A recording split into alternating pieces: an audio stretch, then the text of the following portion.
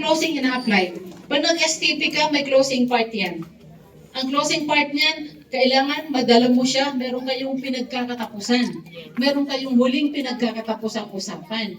Pagkatapos mo siya na STP, ang invitation sa hope, that is closing. No? Edification doon sa function, sa opportunity. Pagdating doon sa hope, may closing na naman yon. Dadalhin mo siya sa NDSO. Either nag-package na siya, nag-sign up na siya, ine-edify mo naman yung package, yung opportunity. At ipapakilala mo sa upline mo. Papasok na doon yung edification. Upline, ito yung guest ko. Kasi para madaling mag-close, yung prospect mo, inilapit mo kay upline, hindi para i-close, pero para ma-inspire. Pero bago mo dalhin kay upline, kwento mo na yung background ahead of time, para pag pinakilala mo, ay siya yung sinasabi kanina sa text sa akin, dala-dala niya yung guest niya. Alam ko na ang sasabihin, alam ko na mag-Robin. Robin ako that time. Kung nagpakilala ko yun ng guest, Robin ako. Ikaw si Batman. Para madali siya ma-close. Kailangan Batman and Robin. Marami dito, hindi pa na pa-practice yung Batman and Robin, yung pagpapakilala sa guest, sa mga GMDs, o kung kanino man, kahit hindi sa GMDs, kung may magandang testimony, historian, pwede niyong pakilala. So, hindi siya closing hanggat hindi napaprocess. Yes. So, ang closing, mayroong series. Mula sa pag-STP, hanggang sa nadala sa hope, hanggang sa nag-NDSO, hanggang sa nag-sign up, walang tigil na closing hanggang nasa lifestyles ka. Kahit distributor na yan, meron pa kayong series na pinag-uusapan. Meron na naman closing. Ma'am, mag-Robin ka na naman, di ba? Batman, si GMD. Ma'am, ito yung downline ko. Magraranto ngayon. Itong month na to, mag-i-86 QLPL. Nagko-closing ka na naman dyan. Nag-i-edify ka na naman dyan. Nagro-Robin ka na naman dyan. So habang nasa lifestyles, always applicable ang Batman and Robin.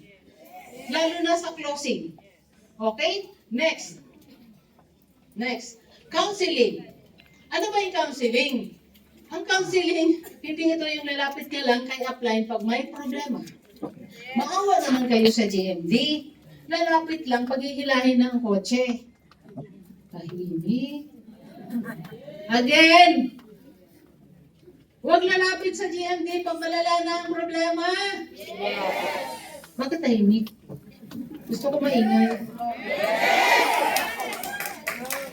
Diba?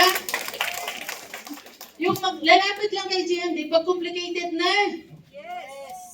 Samantalang bago nyo ginawa, hindi nagsabi. Tapos gusto, pag ganyan kay GMD, magmamagic kami.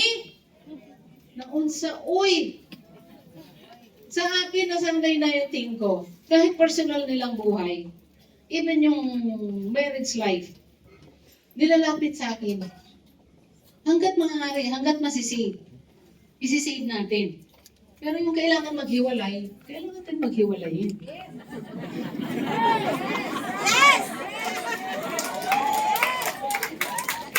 Punching bag ka na, kasi hindi ka pa kasal.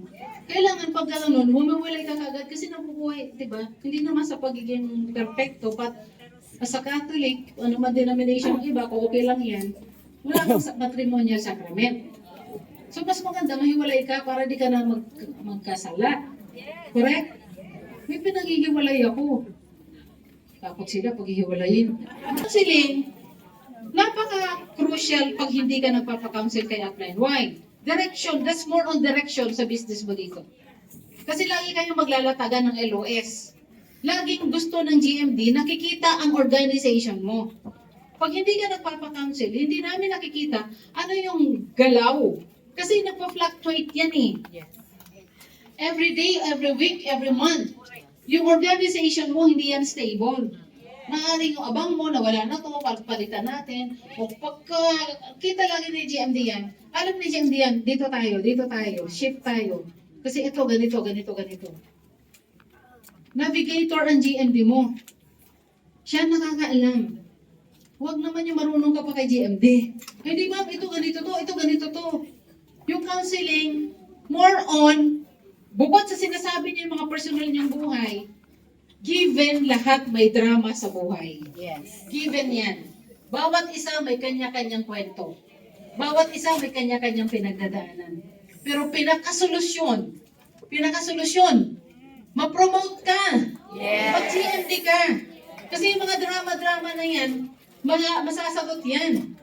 Ang susi dyan, yung counseling. Pag lagi kang tutok kay GMD, maya-maya every month, nag-usap kayo, may pinag-usapan kayo, yan ang susundin mo. Nagbabago yan. Friend, yung pinag-usapan natin, medyo ganito. Lataguli ako apply. That's regular counseling.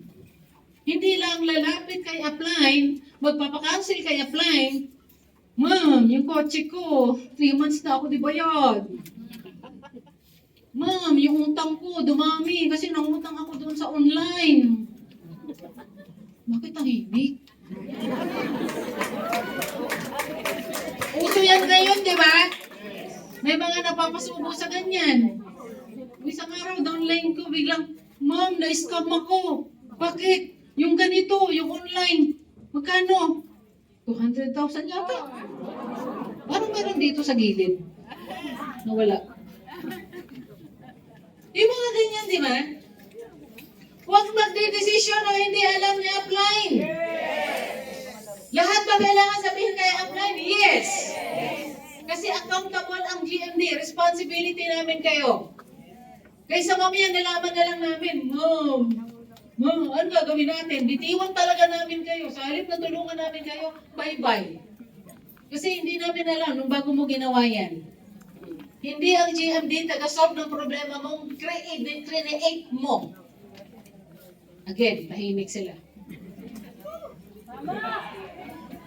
Hindi trabaho ng uplines ng GMD mag-solve ng problema mo na ikaw ang may gawa. Yes! Kasi hindi ka nag-consult. Yes! Kaya napaka-importante ng counseling. May mga downlines ako, grabe, sabi ko sa'yo, pati puso, pati pagka-inlove niya. Naku, dito muna, sandali siya na ba talaga? Sandali lang. Pinuntahan ko pa. Para makilala ko. Malayo, nag-aeroplano pa ako. Wala eh, in love talaga. May gano'n naman talaga, di ba? Normal tao yung downline mo, hindi kapuan. May puso yan. Sabayan mo siya dun sa journey niya. Sa oras na yon, in love siya eh. Alam mo yung pag in love?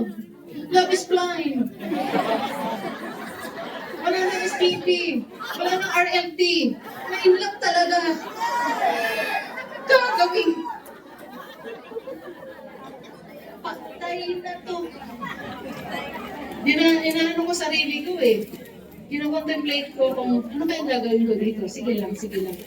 Pero lagi kong binabalikan yung pangarap niya. Lagi kong binabalikan yung big why niya. Hindi naman mortal sin ang ma-inlove. Sa tamang ka-inlove, in love. Pero huwag naman sa hindi ka-inlove, in love.